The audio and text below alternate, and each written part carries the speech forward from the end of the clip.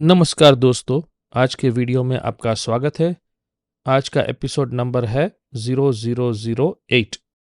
दोस्तों, नए साल की शुरुआत में ही मुझे ट्रैवल करना पड़ा। कुछ काम के लिए मुझे डैलस जाना पड़ा और मैं बे एरिया से सैन फ्रांसिस्को एयरपोर्ट गया ऊबर में। और आप यकीन नहीं करोगे, $60। मतलब यहाँ का ऊबर इतना एक्सपेंसिव है कैलिफोर्निया में, बहुत तकलीफ होती है $60 देने के लिए। लेकिन मैं डैलस 4 दिन के लिए जा रहा था और 4 दिन अगर मैं खुद की गाड़ी ड्राइव करके एयरपोर्ट गया तो 4 दिन का एयरपोर्ट का पार्किंग का खर्चा $60 से ज्यादा हो जाएगा। तो फिर मैंने सोचा कि it is better to give $60 and take Uber. San Francisco airport पहुंचते ही वहां पे करीब करीब ऑलमोस्ट 50-60 लोग मेरे आगे थे सिक्योरिटी चेकअप के लिए। और सिक्योरिटी लाइन में मैं खड़ा रहा और बहुत ही एफिशिएंट सिस्टम है। आई थिंक 15 मिनट में मेरा टर्न आ गया था। सिक्योरिटी क्लियर करके मुझे लगा मैं कुछ खाना खाने के लिए जगह ढूंढता हूँ। तो सैन फ्रांसिस्को एयरपोर्ट में देखा कि एक हक्का नूडल की प्लेस थी, जापानीज नूडल्स की प्लेस थी। मैंने सोचा चलो आज नूडल्स खाते हैं, गरम गरम, सर्दी का मौसम है।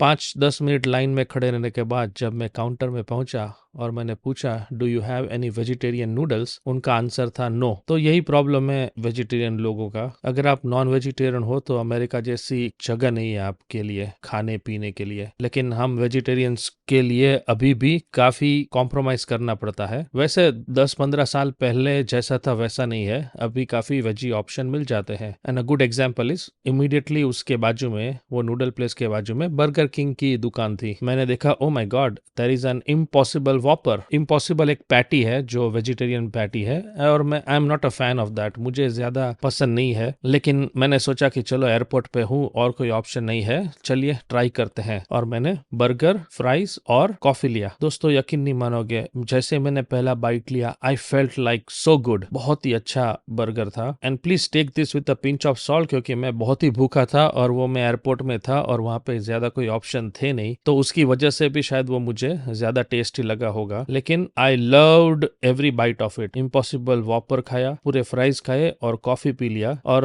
अगर आप बर्गर किंग में जाओगे तो आपको केचप देंगे फ्राइज के साथ खाने के लिए, लेकिन मुझे उनका हनी मस्टर्ड ड्रेसिंग बहुत पसंद है जो आप फोटो में देख रहे हो। तो मैं थोड़ा वियर्ड किस्म का इंसान हूँ कि हनी मस्टर्ड सॉस में मैं फ्रेंच फ्राइज डिप करके खाता हूँ, but it was really nice. बहुत ही मजा आया। $13.77 बिल आया। तो $60 का ऊबर और $14 का खाना खा के मैं डैलस के लिए प्लेन में बैठा और रवाना हो गया। ऑटोमोटिव की दुनिया में न्यूज ये है कि 2022 में इलेक्ट्रिक व्हीकल्स लोगों ने बहुत खरीदे। ऑलमोस्ट 10.6 मिलियन इलेक्ट्रिक व्हीकल्स बिके। मतलब करीब करीब 1,06,00,000 इलेक्ट्रिक व्हीकल्स 2022 में बिके और वो 60% ज्यादा थे 2021 से। तो आप सोचिए कि जो रेवोल्यूशन, जो क्रांति इलॉन मस्क ने टेस्ला से शुरू की थी, उसका फल पूरी दुनिया को अब मिल रहा है। उसका फल पूरी दुनिया को अब मिल रहा है। जब इलॉन मस्क ने टेस्ला शुरू की थी करीब करीब 15 साल पहले, तब पूरी दुनिया हंसती थी कि इलेक्ट्रिक व्हीकल कभी सफल नहीं होंगे, इलेक्ट्रिक व्हीकल टॉय जैसे होते हैं, इलेक्ट्रिक व्हीकल कभी पेट्रोल गाड़ी से फास्ट भाग नहीं सकते, इलेक्ट्रिक कार बच्चों के लिए है, इलेक्ट्रिक कार में कोई पावर नहीं है। बहुत बहुत आर्टिकल्स लिखे गए हैं पिछले 15 साल में। लेकिन आज देखिए, टेस्ला की सफलता को फॉलो करते करते पूरी दुनिया की हर एक कार कंपनी पेट्रोल कार बनाने से इलेक्ट्रिक कार बनाने की तरफ बढ़ रही है। सभी कंपनी, चाहे वोक्सवैगन ले लो, चाहे मर्सिडीज ले लो, चाहे BMW ले लो, सभी के प्लान में इलेक्ट्रिक व्हीकल, इलेक्ट्रिक कार बनाने का स्केड्यूल है। और आज से 10 या 15 साल बाद कोई भी बड़ी कंपनी पेट्रोल की गाड़ी नहीं बनाएगी, सब लोग इलेक्ट्रिक गाड़ियां ही बनाएंगे। और मजे की बात तो यह है कि यूरोप, जहाँ पे लोग गाड़ी को पूछते हैं, उनकी जो कार की ब्रांड्स है BMW, पोर्शा, फरारी, मर्सिडीज, वो सब लोग बहुत ही प्राउड है यूरोपियंस। लेकिन नवंबर के महीने में टेस्ला की मॉडल Y यूरोप की सबसे बेस्ट सेलिंग कार थी। दोस्तों सोचिए, यूरोप के अंदर अमेरिकन गाड़ियां सबसे ज्यादा बिकी टेस्ला की मॉडल Y। 31,820 कारें टेस्ला ने यूरोप में बेची नवंबर महीने के अंदर। वो एक अपने आप में एक रिकॉर्ड है। सो कहने का मतलब ये है कि टेस्ला एक ऐसी अमेरिकन कार कंपनी है जिसने सच बताए तो दुनिया बदल दी।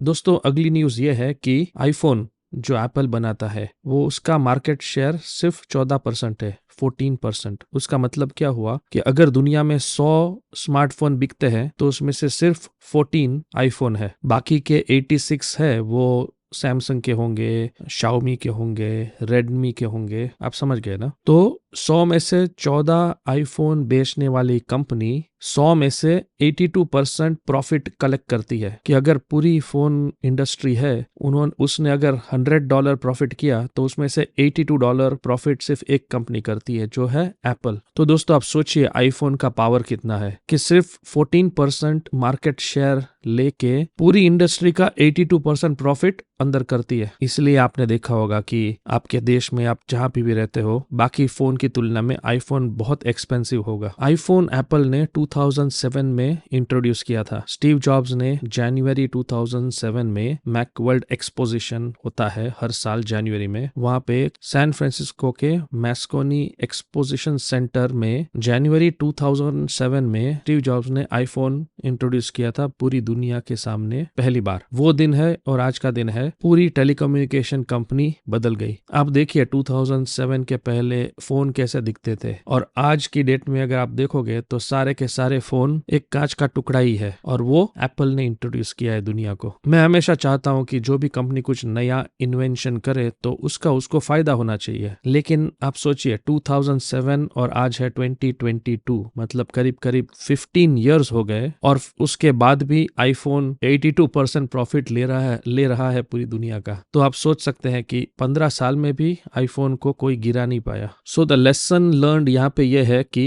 कभी कभी महंगी चीज बेचो, कम बेचो, और फिर भी आप बहुत सारा मुनाफा कमा सकते हो। अगर एप्पल 1,80,000 का, 1,50,000 का, 1,40,000 का आईफोन बेचेगा तो जाहिर सी बात है कि उसका प्रॉफिट मार्जिन बहुत ही ज्यादा होगा। बाकी कंपनियां 10,000 में, 20,000 में, 30,000 में फोन बेचती है, तो जाहिर सी बात है कि वो लोग कम पैसा कमाएंगे। मुझे पहले से अंदाजा था कि बाकी कंपनी का प्रॉफिट मार्जिन थोड़ा कम होगा, लेकिन मुझे ये पता नहीं था, बिल्कुल पता नहीं था कि 82% पूरी दुनिया का मोबाइल प्रॉफिट है वो एप्पल कॉर्नर करके रखा है। और मुझे लगता है कि आप जो सुन रहे हो उसमें से ज्यादातर लोगों को भी ये पता नहीं होगा कि हर $100 में से $82 एक ही कंपनी के पास जाता है। मुझे पता है मैं ये बार बार रिपीट कर रहा हूँ, लेकिन मुझे बड़ी हैरानी हो रही है ये सोच के कि बाकी कंपनी का प्रॉफिट कितना होगा अगर एप्पल इतना सारा लेके जाता है। तो सोचने वाली बात है। अगला न्यूज़ ये है कि रिलायंस ने 50% स्टेक सोसियो हजूरी बेवरेज कंपनी का खरीद लिया है। बचपन में मैंने 1-2 बार सोसियो पिया था।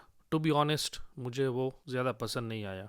सोसियो हजूरी बेवरेजेस कंपनी हजूरी फैमिली चलाती है। रिलायंस ने हजूरी फैमिली से सोसियो कंपनी का 50% स्टेक खरीद लिया है। बाकी का 50% की मालिकी हजूरी फैमिली के पास रहेगी। मुझे ये नहीं पता था कि सोसियो कंपनी के अलग अलग ब्रांड के नाम जो है सोसियो, ओपनर, हजूरी सोडा, लीमी, काश्मीरा, जिनलिम, रनर, सोयू। मैंने तो सिर्फ सोसियो ही बचपन में 2-3 बार शायद पिया होगा। वैसे भी अगले महीने मैं इंडिया जा रहा हूँ, तो मैं अगर मौका मिला तो जरूर ये बाकी के ड्रिंक्स पीऊंगा और आपको बताऊंगा मुझे वो कैसे लगे। अगर आपने इनमें से कोई ड्रिंक पिया है तो कमेंट सेक्शन में जरूर बताना। सॉफ्ट ड्रिंक्स की दुनिया में 2 ही बादशाह है, एक है कोका कोला और एक है पेप्सी, और उसमें भी कोका कोला नंबर 1 है। भविष्य में मैं कोका कोला कंपनी के ऊपर ही एक अलग से वीडियो करूंगा, तब जाके आपको पता चलेगा कि ये कितना वेल रन कंपनी है कोका कोला। और वॉरेन बफे ने कोका कोला कंपनी में बहुत सालों से इन्वेस्टमेंट किया है। जब भी वॉरेन बफे के सामने कोई कोका कोला की बात करता है तो उनकी आंख में चमक आ जाती है। सुना है कि वो दिन का एक कोका कोला कैन पीते हैं। Warren Buffett owns around 10% of Coca Cola,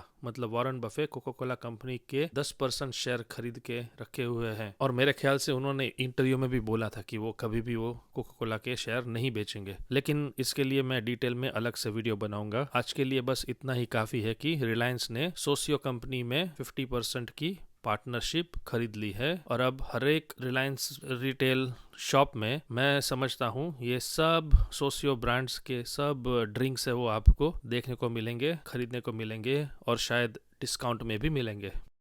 दोस्तों आज के लिए बस इतना ही। Thanks for watching.